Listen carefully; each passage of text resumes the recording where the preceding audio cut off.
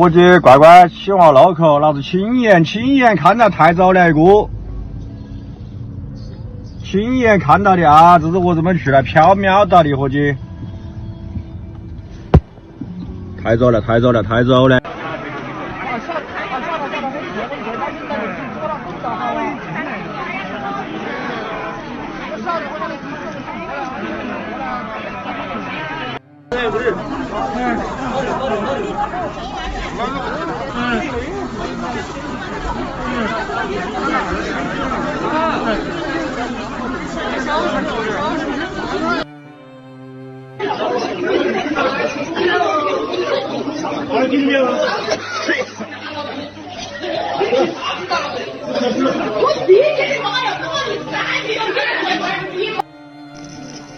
3具尸体已经在这里躺了一个上午了，有的人已经是凌晨死的，到现在没有人来处理。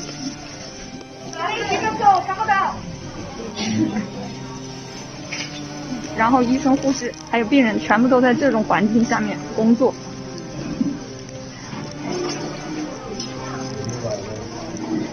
这就是定点医院的现状，没有任何人管。刚刚找领导，没有领导，领导也解决不了。这怎么整啊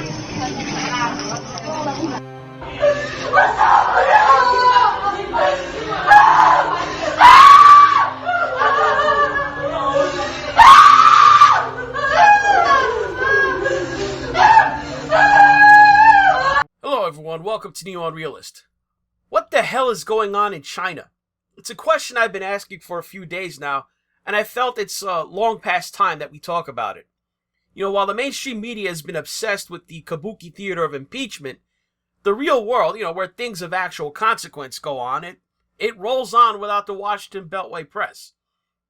In the real world, a modern industrialized nation has been ground to a screeching halt. Over 40 million of its citizens are now under the effect of a military-imposed lockdown. They cannot leave. As unfathomable as that might be to imagine, just think for a moment how crazy it'd be if President Trump suddenly announced that no one could get on a train, a plane, or use their private car to leave where they live, and it applied to everyone in Boston, New York, Philadelphia, Chicago, Buffalo, Cincinnati, Pittsburgh. That is the scale of the more or less indefinite martial law that has been declared centered in and around China's Hubei province. It is in Hubei province, in the city of Wuhan, population over 11 million people, where barely a month ago on December 8th, 2019, the first instances of symptomatic illness began appearing. People were reporting symptoms of fever, fatigue, a dry cough, shortness of breath, respiratory distress, pneumonia, kidney failure, and in the worst cases, eventually death. So most people that were admitted to the hospitals, they were showing stable vital signs, but their immune system would show decreased numbers of white blood cells, the leukocytes and the lymphocytes. And about a quarter of the patients, they would show severe symptoms. These were the people who had complicating and underlying conditions like high blood pressure, cardiovascular disease, or diabetes. About 3 weeks later, China was telling the World Health Organization that this was a SARS-like illness and that they had source-tracked it to where many of the victims had in common the Huanan Seafood Market that I'm sure a lot of you have seen in reporting in recent days. And this is a place which is being described as the perfect petri dish for what is now called 2019 nCoV, or 2019 novel coronavirus. 2019 is the year of discovery, N stands for novel or new, and CoV for being in the corona family of viruses, Coronaviridae. Now, colloquially speaking, it's being referred to by some now as CARS, Chinese Acute Respiratory Syndrome. So after weeks of slow or no action, some people might say, China all of a sudden this week went from zero to break the glass, the shit has hit the fan mode. So as I mentioned before, over 40 million people are under currently a lockdown. Seems to grow by the hour, that number, by the way. And everything is more or less closed.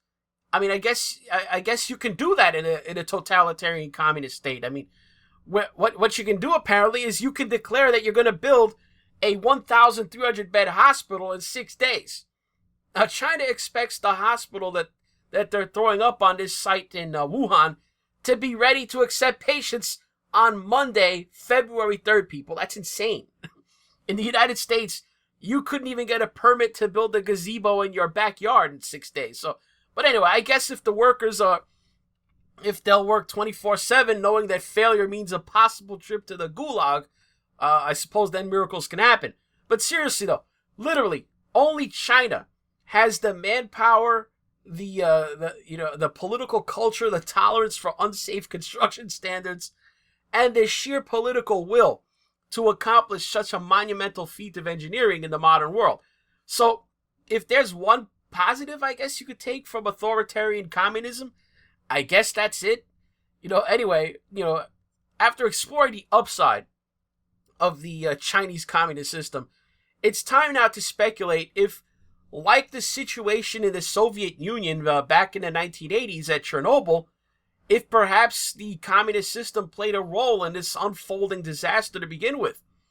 In a recent docudrama series by HBO titled Chernobyl, a big part of the narrative was to show how the rot and the corruption and the ideology that are endemic in totalitarian communist societies, how it led to the government at every instance either not getting the message that a disaster was happening, the right people, or worse, even if that information did reach up the hierarchy, how it was dismissed, downplayed, or outright covered up as against the interests of the state and the party.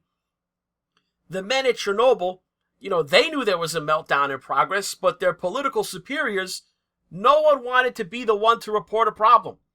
No one wanted to be the one to have to say there was a failure, and as a result, the problem continued to get worse and worse until the reality check of a body count and warnings that those affected might number in the millions if something wasn't done, finally forced the Soviet state apparatus to respond with an all-hands-on-deck effort to contain the nuclear disaster.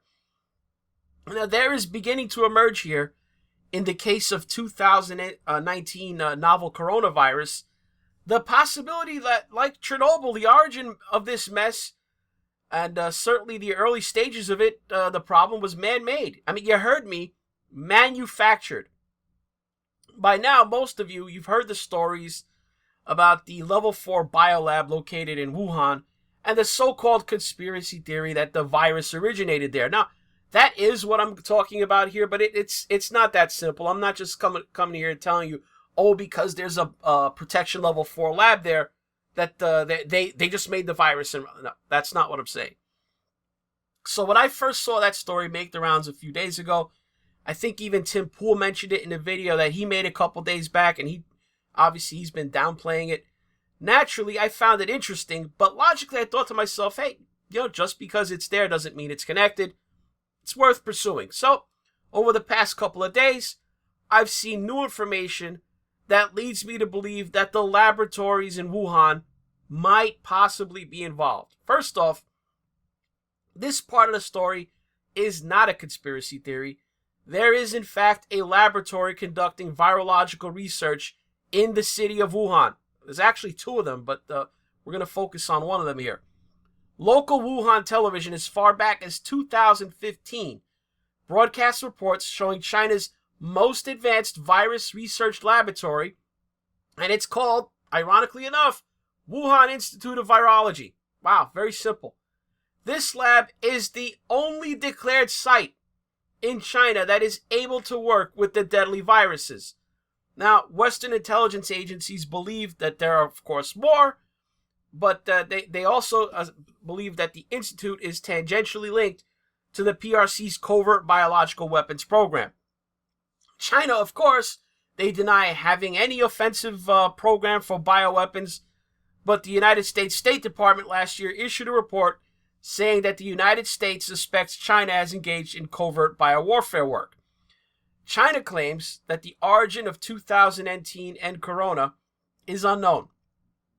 The director of the Chinese Center for Disease Control and Prevention told Chinese state media on Thursday that initial signs indicate an origin in wild animals sold at the Huanan Seafood Market. That might technically be accurate, but let's take a step back and look at the big picture here. In an enormous, vast country, both in landmass and in population. Remember, China has the largest population on the planet, about 1.5 billion people just about. Of all the places this bug, 2019 novel coronavirus, shows up within a mile or two of the only publicly known virological research lab in the entire country.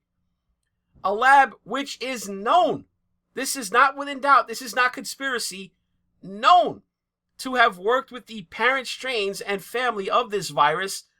I mean,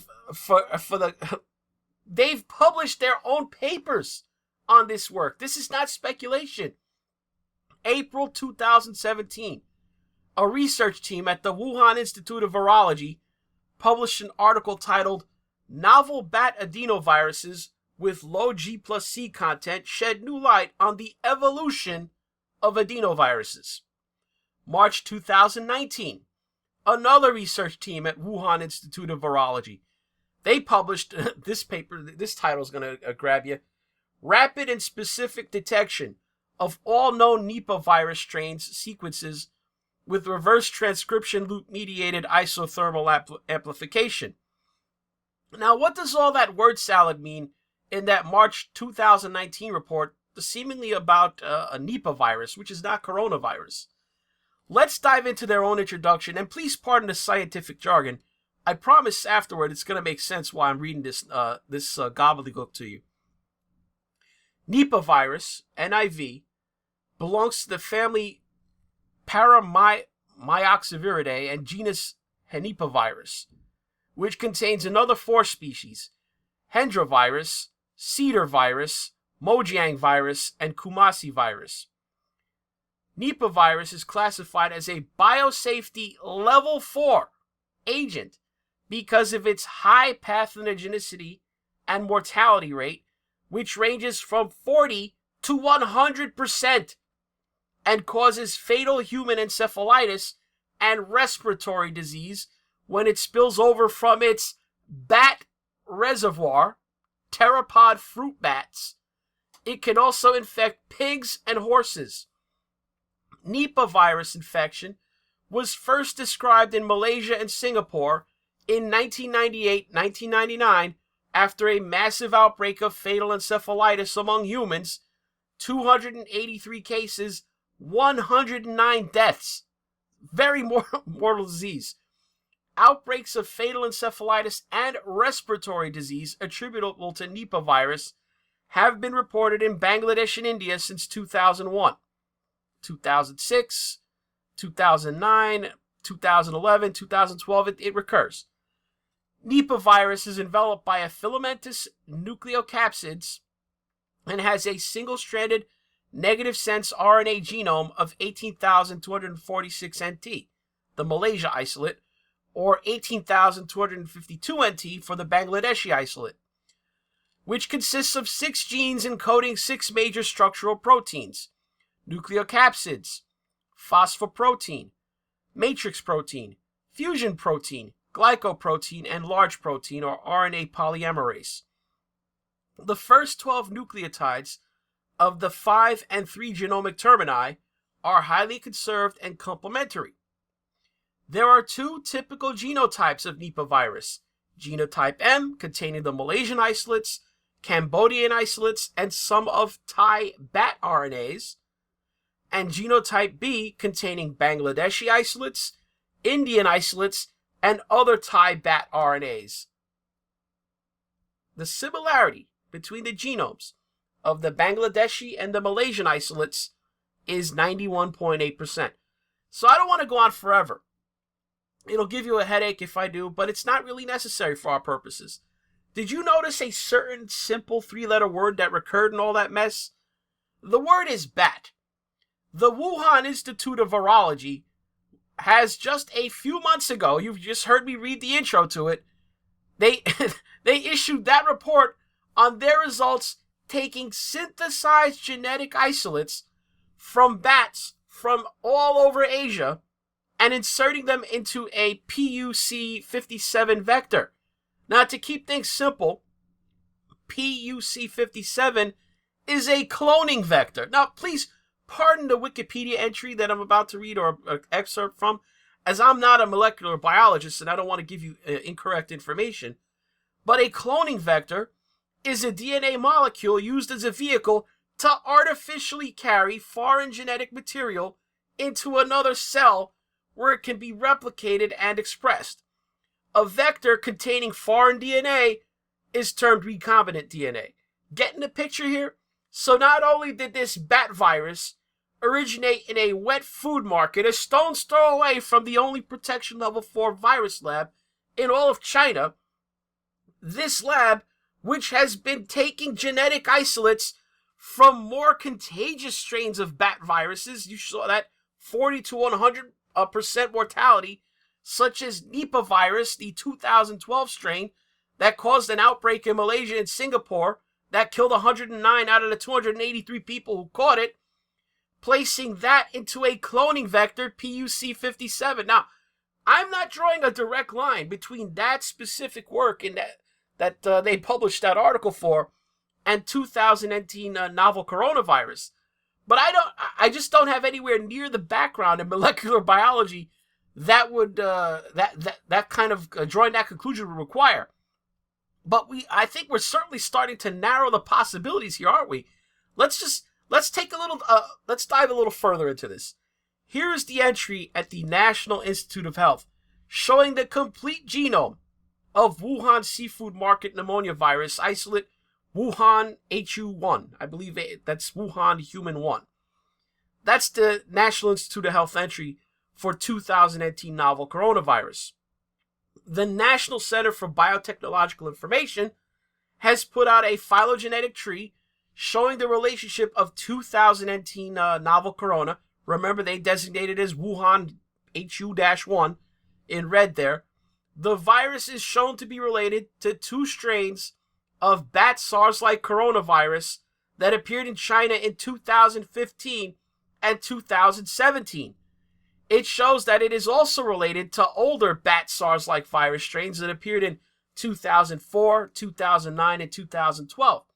So how the hell could this new strain in Wuhan be higher up on the phylogenetic tree than its 2 closest branches, which it shares 99.3% of their genome or higher, but only appear 5 years later?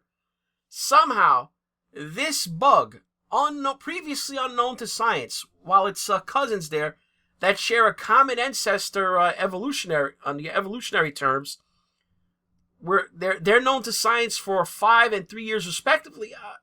It's possible, but again, to my mind, just not likely, considering we're not talking about Ebola virus, marinating out in some equatorial jungle in Africa, like where Ebola is. I mean, these strains of bat virus, they're endemic to central China, not the remote wilds of the Congo. Prior to the outbreak, you could get on a plane in a major airport in the United States, and within many hours later, you'd step off a plane in the middle of Hubei province in China. You're not. I don't think you can do that. You could fly directly to the Congo. So you're telling me this thing hid in the middle of one of the most advanced civilizations in the world, in China, right there in the very place where they have the only lab in the country that works with those very same viruses, and has just this year published research where they were isolating more contagious strains of bat viruses and inserting their genetic product into cloning vectors? Here's the U.S. National Library of Medicine's BLAST tool, the basic local alignment search tool.